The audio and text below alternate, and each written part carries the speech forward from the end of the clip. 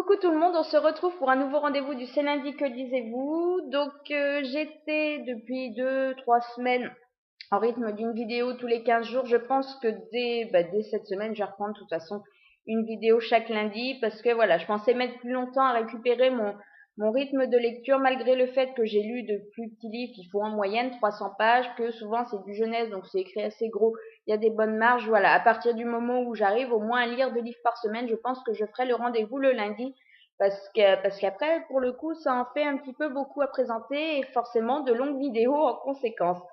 Donc je vous laissais mercredi il y a 10-12 jours. J'ai plus certains des livres sous la main. Qu'est-ce que j'étais en train de lire? Merde, voilà. J'ai fait le bilan juste avant, c'est fou. Non, voilà, j'avais fini Zombie Don't Cry et en fait, j'avais juste commencé la, la petite nouvelle 1.5 qui s'intercale en fait entre le tome 1 et 2 d'Enfermité, donc de Brody Ashton. Petite lecture VO, voilà, plaisir comme souvent quand c'est avec des nouvelles. Maintenant, comme toujours, c'est un petit bonus, mais si vous la lisez pas, ça n'enlève pas grand-chose. Voilà, vous manquez pas non plus quelque chose d'indispensable, on va dire. Malgré le fait que là, elle soit un petit peu différente de ce que j'ai l'habitude de lire, puisque en général, on reprend les événements qu'on avait vécus dans le tome précédent, vu justement du point de vue d'un autre personnage. Là, c'est le cas avec Cole. Maintenant, elle est différente dans le sens où, oui, la première moitié, justement, nous faire vivre tous ces moments importants avec, justement, ce qu'il en pense, ce qu'il vit vraiment, lui, comment on le sent, malgré le fait que, voilà, il y a d'autres séries où j'ai été vraiment surprise, justement, par ses points de vue. Là, c'était pas le cas, j'avais quand même bien cerné le personnage. Ça m'a juste permis, justement, d'être sûre de partir sur les bonnes pistes. Et voilà, maintenant, c'est établi, c'est pas des suspicions ou quoi que ce soit. Donc c'est clair à ce niveau-là. Par contre, la deuxième partie de la nouvelle nous fait vivre de nouveaux événements. Donc je pense qu'ils trouvent leur place au début ou à un moment de temps dans le tome 2 d'Enfermité. C'était sympa parce que voilà, je m'attendais tellement à juste revivre des événements que je connaissais déjà, que voilà, ce petit côté nouveauté puis amorce du tome suivant m'a bien plu. Mais comme je vous le disais, vous le lisez, tant mieux. Vous le lisez pas, franchement, vous manquez rien. Par contre, moi, ça m'a bien permis de replonger malgré le fait que j'avais lu le tome 1 au mois début avril. C'était pas si vieux que ça, je me souvenais quand même de la plupart des événements, mais ça m'a permis là de bien me replonger dans l'univers, voilà, dans ce qui s'était passé avant, pour attaquer le tome 2 incessamment sous peu, et avec justement les bonnes bases, voilà, pas forcément besoin de rappel pour me replonger dedans. Ensuite, voilà, j'ai enchaîné avec une autre lecture plaisir, puisque c'était le tome 3 des Revenants, Qu'importe l'éternité, d'Emily Plum, donc qui sort, je crois bien que c'est aujourd'hui, chez Milan, dans leur collection Macadam.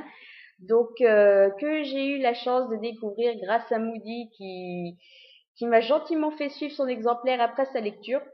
Donc le bilan de tout ça, que dire, ça a été juste génial.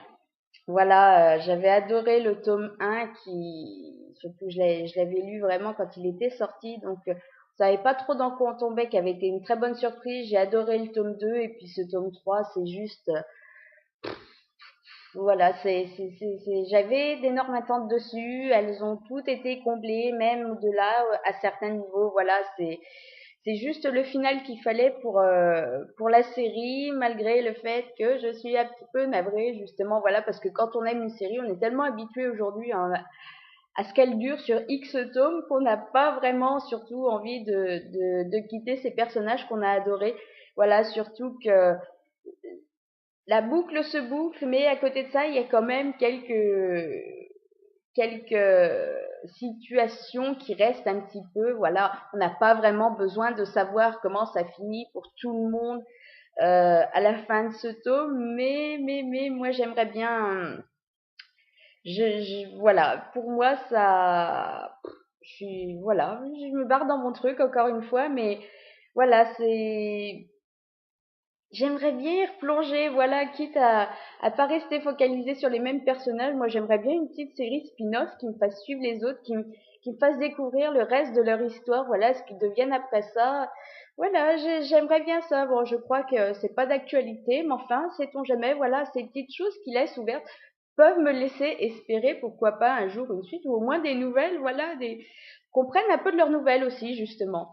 Donc voilà, un tome 3 qui est juste à tomber. Si vous avez aimé la série, si vous avez adoré les tomes précédents, jetez-vous dessus parce que c'est juste un pur bonheur du début à la fin. Voilà, en plus c'est rythmé, c'est toujours aussi bien écrit. Comme je vous disais, au niveau des attentes qu'on a, il y a pas de trucs qui sont laissés de côté. Voilà, on passe vraiment partout. Moi, je suis passée par une tonne d'émotions. Voilà, j'ai rigolé, j'ai eu les larmes aux yeux, j'ai paniqué, j'ai stressé. Voilà, j'ai été à fond dans ma lecture du début à la fin. Donc, ça a vraiment été un coup de cœur et c'est vraiment une super série. Donc, si vous ne connaissez pas, je vous encourage au moins à tenter le premier tome pour, voilà, découvrir si vous adhérez à cet univers et si c'est le cas, à continuer la série parce que, voilà, en plus, pour une fois, justement, elle n'est qu'en 3 tomes. Donc, on s'engage pas comme d'autres séries à 5, 10 tomes, voilà. Donc, du positif pour ce dernier tome qui était vraiment juste excellent. Ensuite, ah là, ça y est, on sort les livres. J'ai enchaîné avec Bodyfinder, donc le tome 1 de Kimberly Derting, qui sortira le 14 août prochain chez Pocket Jeunesse. Je vous en parlais un petit peu, je crois bien, là, il y a 10 jours justement. J'attendais beaucoup cette sortie parce que voilà, je l'avais repéré en VO et que les avis étaient quand même très très bons. Puis voilà, moi le résumé me parlait. Donc pour vous rappeler un peu ça, donc Violette qui a 16 ans, elle a un don. En fait, elle peut détecter les morts. Alors en principe, voilà, genre son chat va tuer un oiseau, eh ben elle détecte cette empreinte quand il revient, donc voilà, c'est pas plus inquiétant que ça malgré le fait que ben voilà, c'est pas super facile à vivre parce que dès qu'il y a une petite bestiole qui se fait tuer à côté de chez elle, elle le ressent, elle est obligée d'aller l'enterrer pour apaiser un petit peu tout ça et arriver à vivre avec jusqu'au jour où en fait, eh ben elle va carrément tomber sur un cadavre. Donc sans vraiment le vouloir au début, elle va s'impliquer un peu là-dedans, chercher justement, et elle va se retrouver un petit peu, comme c'est annoncé en 4e de cours, un petit peu la cible du tueur justement, qui est un tueur en série. Donc voilà. Pour le résumer vite fait, mal fait comme d'habitude. Mais voilà. Qu'en dire, ben moi j'ai adoré. Voilà, j'ai trouvé que ça passait super bien. En plus, voilà, souvent ce que je reproche quand on nous parle en 4e de coupe de série de meurtres ou quoi que ce soit, ben, le temps de la mise en place, ça met quand même du temps à venir. Là, c'est pas du tout le cas, puisque dès le prologue, on découvre donc le don de Violette, et je crois bien que dès le chapitre 1 ou 2, on a notre première mort. Donc ça vient assez vite, très très vite. Voilà, j'ai plongé dans ce côté un petit peu thriller. Maintenant, moi justement, les thrillers, c'est pas plus mon truc que ça. C'est vrai qu'en général, un bon gros thriller, ou faut qu'il soit vraiment excellent pour que j'accroche, ou voilà, je suis quand même assez difficile parce que c'est un genre que j'aime, mais à très petite dose. Donc voilà, ou genre ben, comme la série Serum qui sont des tout petits livres, là ça me va très bien, mais quand c'est un gros pavé de 450-500 pages, il y a intérêt qu'il soit top de chez top parce qu'autrement je décroche au bout d'un moment. Et ben là justement j'ai accroché de bout en bout parce que justement mélangé au côté jeunesse ça passe super bien, c'est léger, on se laisse entraîner par l'histoire, voilà, une excellente découverte.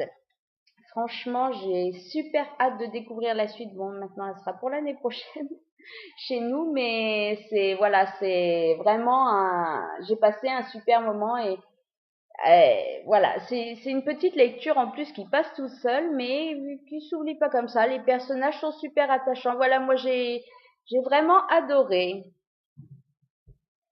Ensuite, alors j'ai enchaîné avec une lecture qui n'était pas prévue, mais finalement, en voyant les futures sorties Milady, j'avais bien envie de découvrir donc ce tome 2, celui du Clan des Nocturnes, donc Gaiden de Jacqueline Frank, donc chez Milady. Et puis en plus, Galéane allait le lire, donc tant qu'à faire, on s'est fait une lecture un petit peu parallèle et puis on a échangé un petit peu nos impressions. Donc le bilan de tout ça, c'est que j'ai passé quand même un bon moment, voilà, c'est super bien passé. Maintenant, c'est pas pour les raisons auxquelles je m'attendais, on va dire. Voilà, le tome 1, j'avais adoré. C'est vrai que la romance, elle était juste géniale. Bon, en même temps, la petite nénette du tome 1, elle était super sympa. Elle avait un espèce de caractère, un franc-parler pas possible. Donc voilà, là, je m'attendais, pareil, à replonger dans une romance paranormale. D'autant plus qu'à l'arrière, on me spécifie romance et sexy, donc comme d'habitude. Et en fait, ben, pas tant que ça.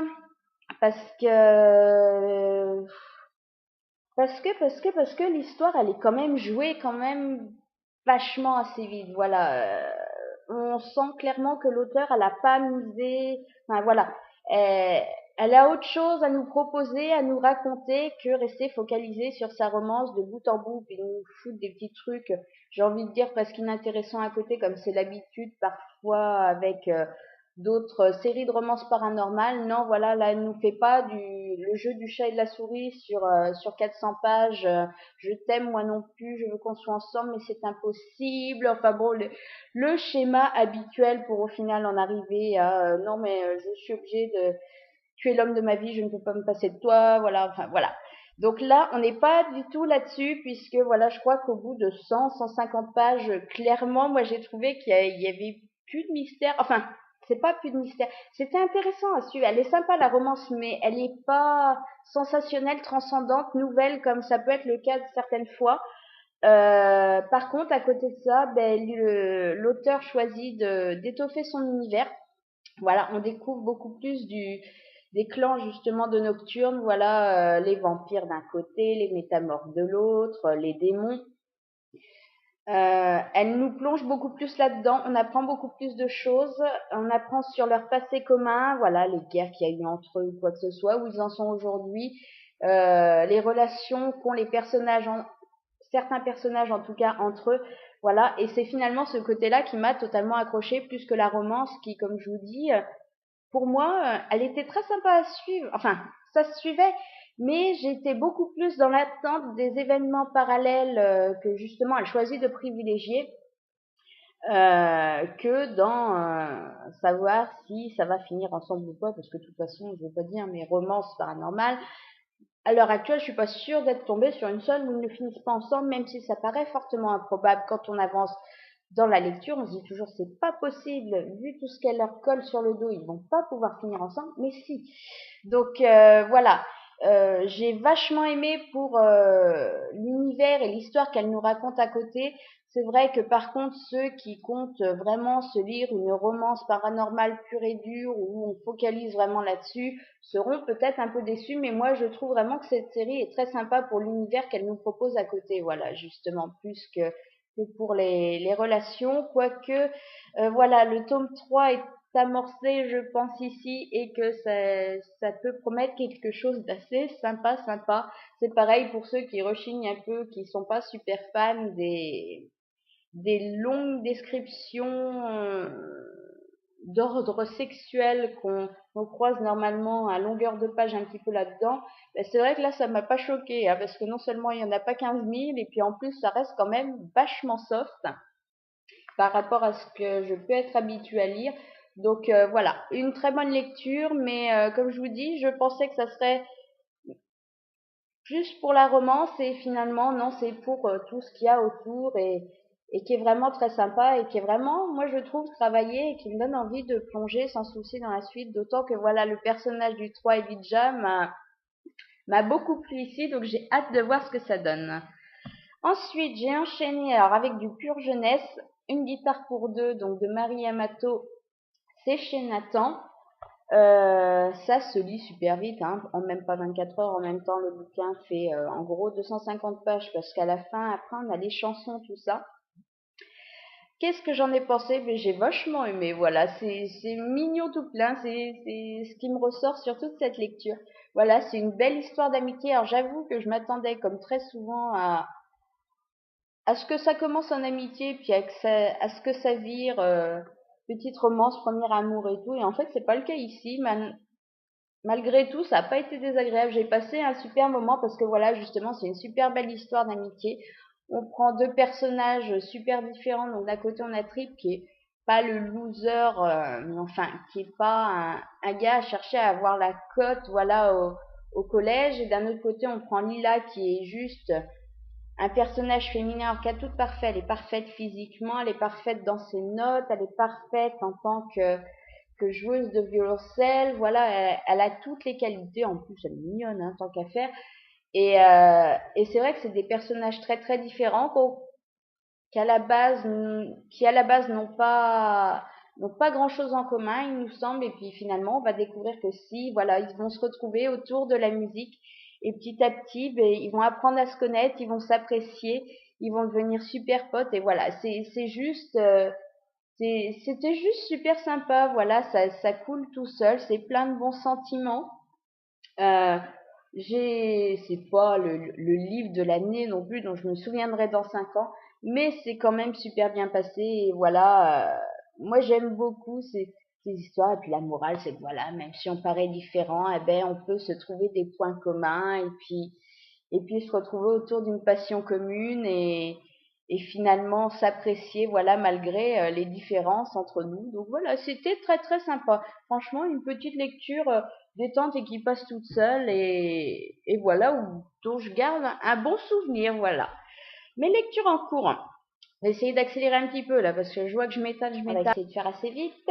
Je suis actuellement en train de lire donc le tome 2 de Gods and Monsters, Belle et Mortelle de Kelly Keaton. Donc c'est chez Fleuve Noir dans leur collection Territoire. L'histoire, je peux pas trop vous en parler parce que si vous n'avez pas lu le tome 1, ne serait-ce que la quatrième de coupe, spoil à mort. Par contre, ce que je peux vous en dire, c'est que ça se lit très vite parce que je l'ai à peine commencé, voilà, et puis j'en suis à 60 pages à peu près, quasiment déjà à 20% du livre. Donc, pas trop d'avis non plus, hein, 20%. Mais pour l'instant, ben, ça passe quand même très bien, voilà. Je sais pas trop ce que va donner la suite de l'histoire, mais on replonge très vite dedans. Le style est toujours aussi sympa. Voilà, j'avais beaucoup aimé le 1, donc c'est vrai que j'avais hâte de découvrir ce tome 2. J'avais quand même quelques oublis depuis. Voilà, je me souvenais des grands événements importants du tome 1. Par contre, dans le détail, après ce qui s'était vraiment passé, c'était un petit peu évaporé depuis, normal, avec tous les livres qui sont passés entre-temps. Ben, c'est bien foutu puisque ce début-là nous rafraîchit totalement les idées, aussi bien au niveau des personnages que des événements. Ça passe bien, c'est pas lourd, c'est pas un gros rappel, ça se fait petit à petit. Voilà, Harry continue son histoire et puis en même temps, voilà, on revit les événements un petit peu précédemment. Donc pour l'instant, ça passe super bien. Voilà, j'espère que ça va être une lecture aussi agréable que tome 1, mais il n'y a pas de raison parce que voilà, comme je vous le dis, ce début commence très bien, donc ça devrait continuer sur la même lancée. Ma deuxième lecture en cours, toujours la même. J'ai avancé, donc elle est toujours de Max, de Sarah Cohen-Scally. Donc là, c'est l'édition France Loisirs. J'en ai été à peu près au tiers, je crois bien, la dernière fois que j'ai fait un point. Là, j'en suis rendue à une bonne moitié. Euh, c'est toujours aussi plaisant, voilà, toujours aussi bouleversant, aussi, toujours aussi choquant parce que c'est quand même juste hallucinant. Moi, voilà. Et c'est aussi pour ça que c'est toujours ma lecture en cours parce que j'avance petit à petit dedans, mais c'est vrai que quand on est face aux événements qu'on nous dépeint là, c'est juste horrible, quoi. Voilà, moi, je comprends pas qu'on soit taré à ce point-là. Enfin, voilà. C'est un récit super touchant, choquant, mais ça vous remue quand même de l'intérieur. Donc voilà, je le continue. Je vous en reparle certainement la semaine prochaine. Mais peut-être que je vais essayer de me le finir, là, cette fin de semaine, parce que voilà, ça sera fait après. Et puis, j'ai vraiment envie de voir justement comment ça se finit. Donc je pense que je vais essayer de le finir d'ici la fin de la semaine. Mes lectures à venir, je sais pas trop. J'ai sorti plusieurs choses, mais comme d'habitude, ça a le temps de changer largement entre-temps. Je pense de toute façon commencer le tome 1 de Dôme, donc de Stephen King. Là, c'est l'édition livre de poche. Oui, non, je n'ai pas sorti mon édition VO. Finalement, j'ai emprunté la version livre de poche qui est quand même déjà juste énorme puisqu'il fait 840 pages. Voilà, c'est pour une lecture commune à la fin du mois, le 24 juin, je crois bien. Donc je pense le commencer tranquillou, quitte à l'étaler lui aussi. C'est pour ça, je vais peut-être bien finir Max avant de me commencer la deuxième briquette parce que voilà, je sais pas si je vais le continuer tout du long en lecture secondaire, s'il passera en lecture principale, mais de toute façon, je le commence cette semaine. Ensuite, enfin, En parallèle, je pense sortir donc un petit livre. Là, voilà, on retombe dans du livre de 250 pages, écrit gros avec de belles marges, mais qui me fait super envie depuis sa sortie. Donc, La Pâtisserie Bliss, chez Pocket Jeunesse, donc de Catherine Littlewood.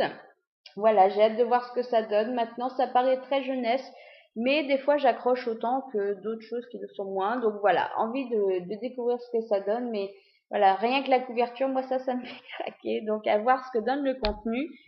Et ensuite, j'envisage aussi de ressortir. Alors, normalement, je fais très, très rarement des relectures de livres. Maintenant, j'ai envie de ressortir celui-ci. Voilà, qui est chiant à présenter à cause de sa couverture brillante.